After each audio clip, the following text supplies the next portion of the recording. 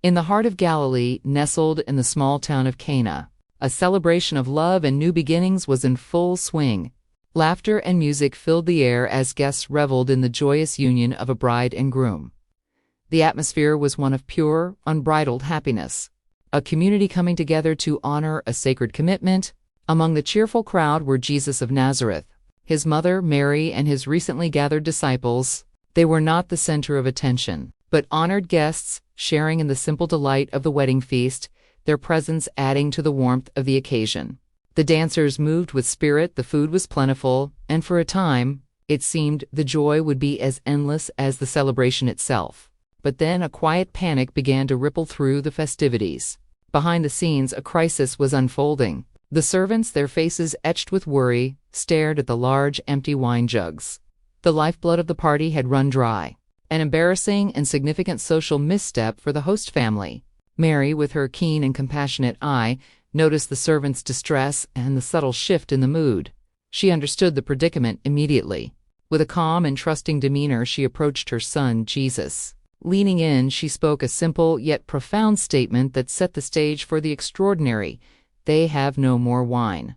Jesus' response was at first enigmatic, yet Mary's faith did not waver. He then turned his attention to the anxious servants who had been watching the exchange. He gave them a peculiar command, pointing towards 6 large stone water jars, each capable of holding 20 to 30 gallons. These were not for wine, but for the Jewish rites of purification. "Fill the jars with water," he instructed.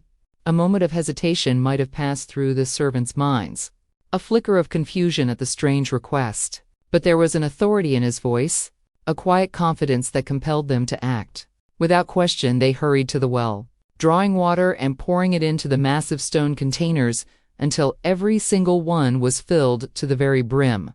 With the jars full, Jesus gave a simple gesture. No grand pronouncement, no dramatic display, just a quiet moment of divine will. As his hand moved, a subtle, almost imperceptible light seemed to emanate from him, touching the jars. The camera draws us close into the heart of the stone vessel, where a profound transformation takes place. The clear, still water begins to swirl and deepen in color. In an instant, what was once simple water miraculously becomes a rich, dark, and fragrant wine. The change was silent, unseen by the joyful guests, yet it was a powerful and undeniable alteration of nature itself, a quiet sign of the divine power present at this humble village wedding. Following Jesus' next instruction, a servant cautiously drew a measure of the liquid from one of the jars. He poured it into a cup and carried it. This man, responsible for overseeing the banquet, took the cup. He brought it to his lips and took a sip. His eyes, which had been relaxed with the pleasure of the party, a look of pure delight and surprise spread across his face as he savored the taste. The quality was unlike anything he had ever experienced. It was exquisite, far superior to what had been served earlier. Immediately called the bridegroom over, not to chastise him, but to praise him. "But you have saved the best until now." The bridegroom, likely as bewildered as the master, could offer no explanation. But nearby, the disciples watched it all unfold. They had seen the water, they had heard the command, and now they saw the result. Awe filled their faces as the truth dawned on them.